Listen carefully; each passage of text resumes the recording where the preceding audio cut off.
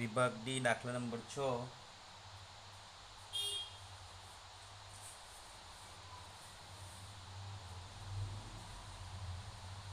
નીચેની માહિતી પરથી યોગ્ય પદ્ધતિનો ઉપયોગ કરી વિષમતાંક શોધો અને સમષ્ટિ એ અને સમષ્ટિ બી માંથી કયો સમૂહ વધારે વિષમ છે તે નક્કી કરો. પ્રશ્ન એવો છે, કયો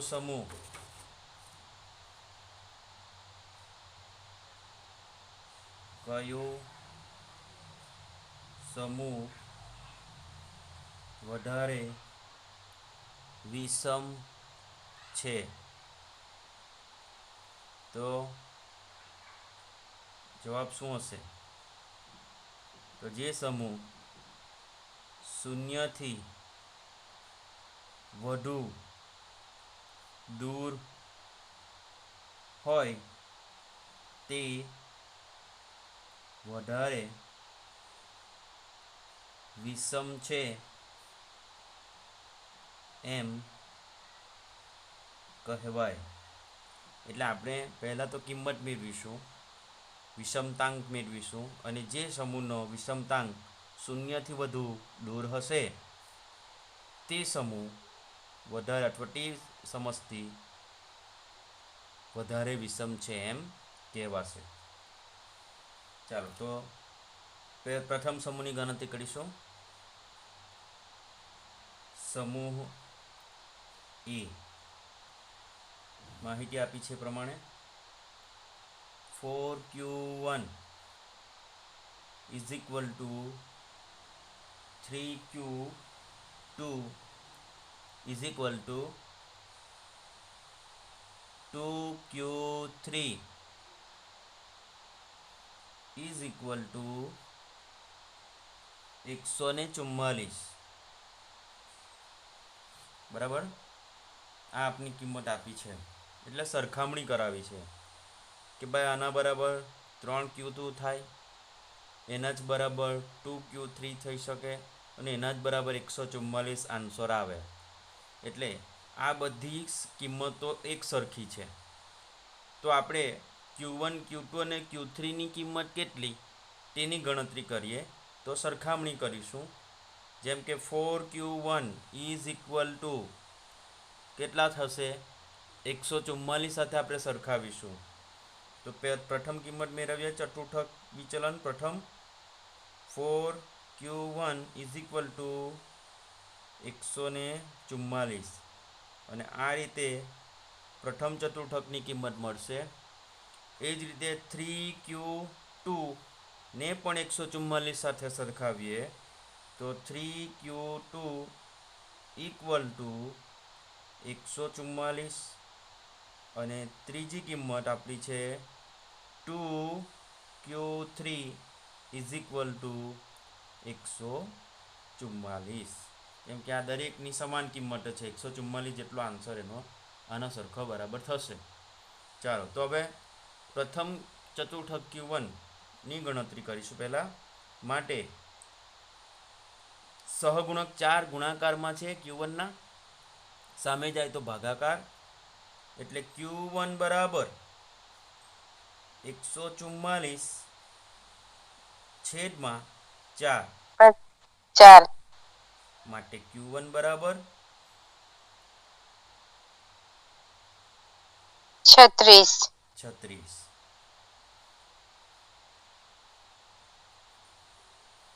ત્યારબાદ 3q2 ઇઝ ઇક્વલ ટુ 144 માટે Q2 સહગુણક 3 ગુણાકારમાં છે, ભાગાકારમાં જશે, 144 ભાગ્યા 3 માટે Q2 બરાબર 48.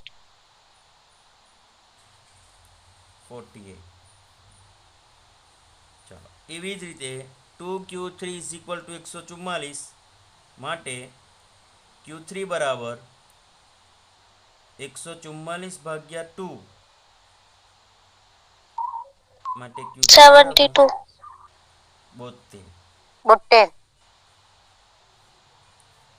ચાલો હવે નેક્સ્ટ આપણે જઈશું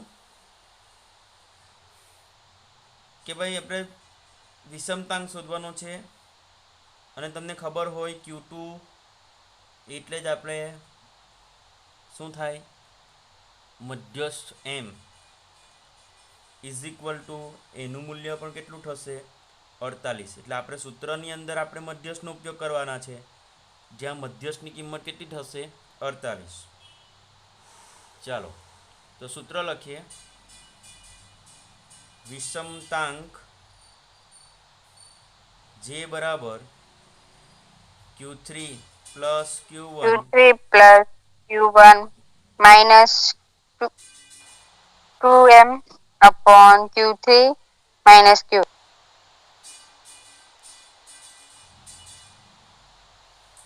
કિંમત મૂકીએ. 72 વત્તા 36 માઇનસ 2 કૌંસમાં 48 છેદમાં 72 ઓછા 36. તો સરવાળો કરશું 72 વત્તા 36 108 માઇનસ 2 ગુણ્યા 48 કેટલા થશે 96 છેદમાં 72 માંથી 36 બાદબાકી કરીશું તો અડધા 36. ચાલો હવે અંશની બાદબાકી 108 માઇનસ 96 12 છેદમાં 36 એટલે જવાબ જેનો 0.33.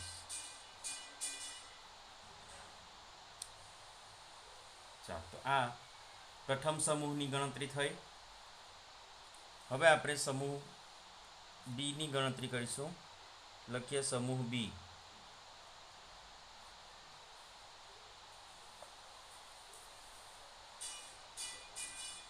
સમૂહ બીમાં કિંમત આપી છે Q1 બરાબર 34.8, Q2 બરાબર 45.5, Q3 બરાબર 70. તો અહીંયા સીધી રકમ આપણને આપી દીધી છે. આપણે પહેલાં જેમ સરખામણી કરી તેવી સરખામણી કરવાની અહીંયા જરૂર નથી. બરાબર છે. તો ચાલો આપણે ગણતરી કરીશું. સૂત્ર લખી દેવાનું. જે બરાબર Q3 plus Q1 minus 2m minus 2m upon Q3 plus Q3 minus Q1. કિંમત મૂકીએ. 70 વત્તા 34.8 ઓછા 2 કૌંસમાં 45.5 છેદમાં 70 ઓછા 34.8. પ્રથમ તો આપણે સરવાળો કરીશું એટલે 104.8 માઇનસ ગુણાકાર આપણો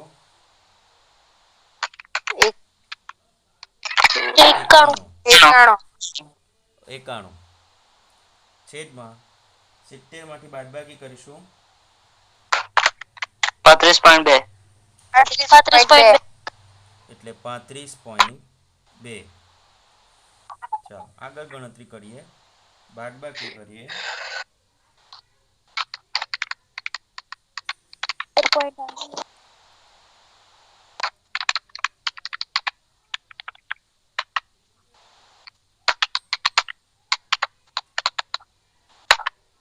13.8 છેદમાં 35.2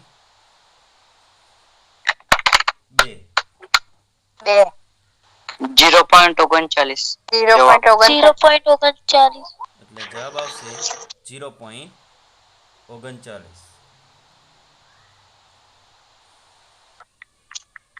ચાલો હવે સમૂહ એ અને સમૂહ બીમાં જે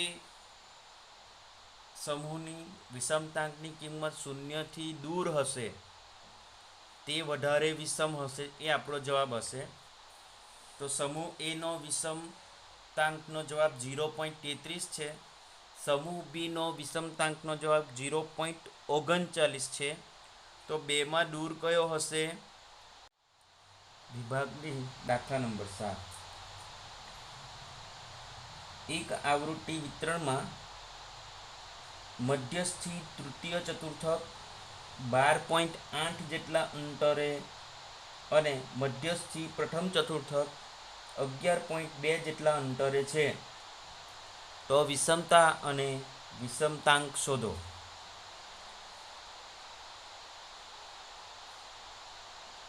પહેલું આપ્યું છે એની વાત કરીએ કે ભાઈ મધ્યસ્થથી તૃતીય ચતુર્થક એટલે કે Q3 માઇનસ Q1, મધ્યસ્થથી તૃતીય ચતુર્થકનું અંતર એટલે તફાવત 12.8, મધ્યસ્થથી તૃતીય ચતુર્થક આ બે વચ્ચેની બાદબાકી કે અંતર કેટલું છે? 12.8. તેવી જ રીતે મધ્યસ્થથી પ્રથમ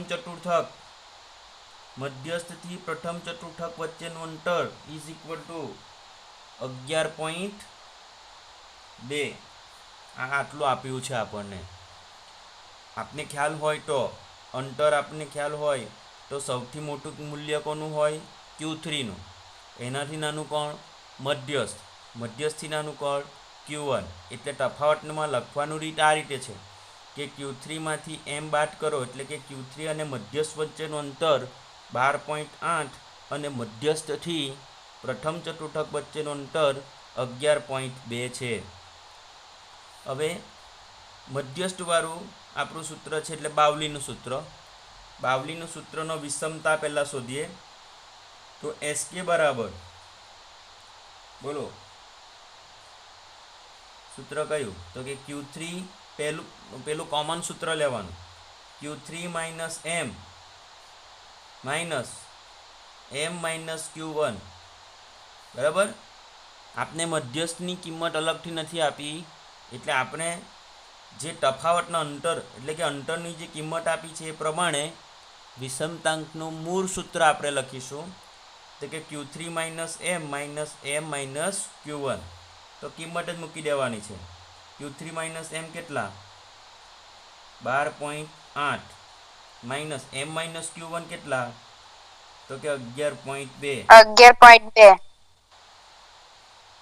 તો SK બરાબર જવાબ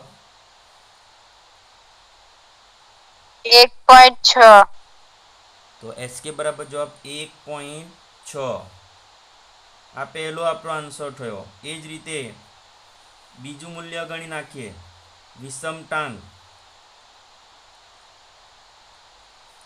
વિષમતાંક જેનું કિંમત મૂકીએ તો વિષમતાંક જે બરાબર શું?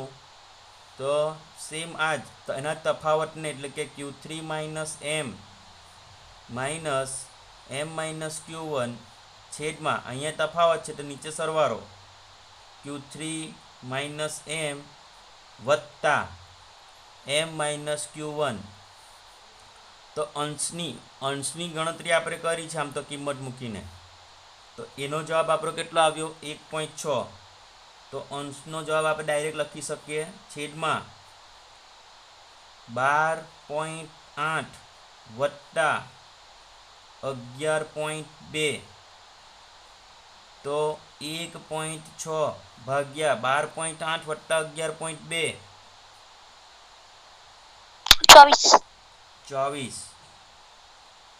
24 થાય. એટલે ભાગાકાર જે બરાબર 0.07. એટલે જેનો જવાબ 0.07. 06. કેટલો આવે છે બરાબર બોલો?